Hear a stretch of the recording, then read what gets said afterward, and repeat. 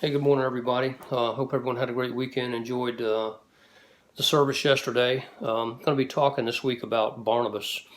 Um, Barnabas is mentioned in Acts and in a couple of the epistles, but he's not really a main character, but he's somebody that I think we could get a lot from. So I wanted to talk about some of the things that we see about him and some of the things he did.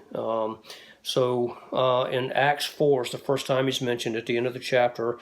Verse 32 is talking about how the large group that were believers, that they shared everything in common, so nobody had any needs. And basically, what they would do is, if anyone had houses or fields, they would sell those. And they would bring the apostles, bring the money laid at the apostles' feet, and then they would distribute that based on everybody's needs. Now, in verse 36 of chapter 4, it says, Joseph, a Levite and a Cypriot by birth, the one the apostles called Barnabas, which is translated son of encouragement, sold a field he owned, brought the money, and laid it at the apostles' feet.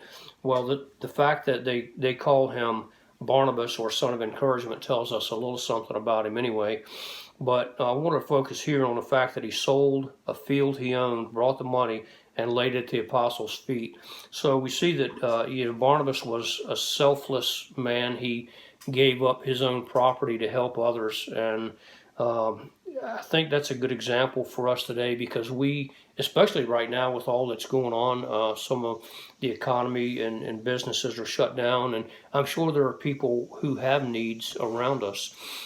I'm glad that I go to a church and I'm a member of a church that believes in doing this, and they meet the needs of the people in the community. Anyone who has a need, they go out of their way to try to meet that, and they have programs to do that.